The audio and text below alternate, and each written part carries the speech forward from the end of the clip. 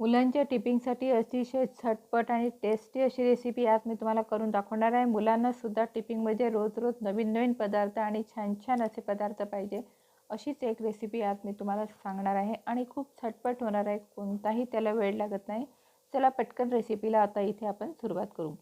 हिवाळा दिवस चालू झालेला आहे आणि हिवाळ्या दिवसामध्ये कसं वटाणे खूप छान आणि फ्रेश मिळतात। तर मी इथे 1 वाटी वटाणा घेतलेला आहे। आता कढईमध्ये आपल्याला थोडंसं तेल टाकायचं आहे, त्याच्यामध्ये जिरं टाकायचं आणि थोडे धणे टाकायचे, लसणाच्या पाकळ्या 7 ते 8 आणि त्यामध्ये आपल्याला वटाणा टाकायचा आहे। वटाणा टाकल्यानंतर थोडासा परतून घ्यायचा आणि त्याच्यामध्येच आपल्याला कोथिंबीर टाकायचं आहे आणि 2 हिरव्या मिरच्या टाकायच्या आहे। फक्त 2 ते 3 मिनिटं आपल्याला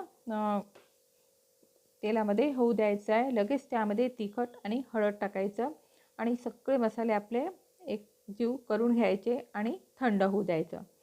आता इथे मी ब्रेड वापरलेली आहे। आता ब्रेड आपल्याला 6 किंवा 7 घ्यायच्या, तर इथे मी 6-7 घेतलेल्या आहे आणि त्या ब्रेडपासूनच मी तुम्हाला मस्त असा नाश्ता करून दाखवणार आहे। आता हा कसा बनवायचा, एका बाउलमध्ये आपल्याला ब्रेडचे छोटे छोटे पीसेस करून घ्यायचे आहे आणि त्यामध्येच आपल्याला नाही का थोडी पावडर टाकायची आहे, मिरे पावडर टाकायची आणि थोडंसं आपल्याला मीठ टाकायचं आहे। तिखट मात्र इथे मुळीच टाकायचं नाही आणि 2 चम्मच आपल्याला दही टाकायचं आहे। दही टाकल्यानंतर आपल्याला पूर्ण मिश्रण हलक्या हाताने मस्त मिक्स करून घ्यायचं आहे, का जोपर्यंत त्याचा गोळा होतो तोपर्यंत। आणि आपला मस्त असा गोळा झालेला आहे, बघा तुम्ही बघू शकता। आणि हा गोळा आपल्याला काय करायचा आहे, बाउलमध्ये ठेवून द्यायचा आणि 10 मिनिटं रेस्ट करायला ठेवायचा आहे। आता आपला वटाणासुद्धा मस्त थंड झालेला आहे। थंड झाल्यानंतर काय करायचं, मिक्सरच्या पॉटमध्ये टाकायचं आहे। आता मिक्सरच्या पॉटमध्ये टाकून झालेला आहे आणि त्याच्यामध्येच आपल्याला थोडंसं लिंबू पिळायचं आहे। अगदी थोडं पिळायचं, जास्त पिळायचं नाही। अर्धा लिंबू घेतलेला आहे, 1 चम्मच जरी रस निघाला तरी भरपूर आहे आणि आपल्याला त्याची बारीक पेस्ट अशी करून घ्यायची आहे आणि थोडंसं नंतर मीठ टाकायचं आहे।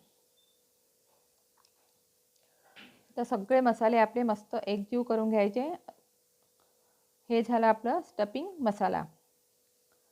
आता जो आपण ब्रेडचा गोळा केला होता ना, तो सुद्धा मस्त नरम झालेला आहे आणि त्याची आपल्याला छोटूसा एक गोळा घेऊन त्याची पारी करून घ्यायची आहे आणि त्याच्यामध्ये आपल्याला थोडंसं सारण भरायचं आहे आणि सगळं आपल्याला पॅक करून घ्यायचं आणि नंतर गोल करून त्याला थोडासा चपटा असा दाब द्यायचा तळ हातावर। बघा अशा पद्धतीने आपल्याला भरून घ्यायचं आहे आणि इथे मी जास्त तेलाचा सुद्धा वापर करणार नाही आहे, बिलकुल 1 चम्मच तेलाचा आपल्याला वापर करायचा आहे। आता पॅनमध्ये थोडंसं तेल टाकायचं आपल्याला आणि त्याच्यावर आपल्याला थोडी तीळ टाकायची आहे। नंतर आपल्याला हे पॅटीस त्यावर ठेवून द्यायचे आहे। एक साइड होऊ द्यायची आपल्याला आणि मंद आचेवरच आपल्याला करून घ्यायचं आहे। मंद मिडियम आचेवर करायचं आणि दोन्ही साइडने मस्त होऊ द्यायचं आहे। जोपर्यंत त्याचा कलर मस्त चेंज होत नाही तोपर्यंत आपल्याला होऊ द्यायचं आहे आणि नंतर एका प्लेटमध्ये काढून घ्यायचं आहे। बघा हा नाश्ता अगदी झटपट आणि 10 मिनिटांमध्ये होतो, जास्त वेळसुद्धा लागत नाही आणि असे पदार्थ आपण मुलांना करून दिले ना तर त्यांच्या पोटामध्ये पौष्टिक पण जातो आणि झटपट असा होणार आहे। आता हे तुम्ही टमाटर सॉससोबत सुद्धा खाऊ शकता किंवा हा थंडाही सुंदर लागतो आणि गरमसुद्धा छान लागतो, दोन्ही पद्धतीने तुम्ही खाऊ शकता आणि मस्त असा झालेला आहे, टेस्टी असा झालेला आहे। नक्की तुम्ही असा करून बघा, ब्रेकफास्टला करू शकता किंवा मुलांच्या टिफिनसाठी सुद्धा करू शकता। कसा वाटला तुम्हाला आजचा व्हिडिओ? जर तुम्हाला माझी व्हिडिओ आवडत असेल तर सबस्क्राईब करा. मस्त खा, आनंदी राहा. धन्यवाद.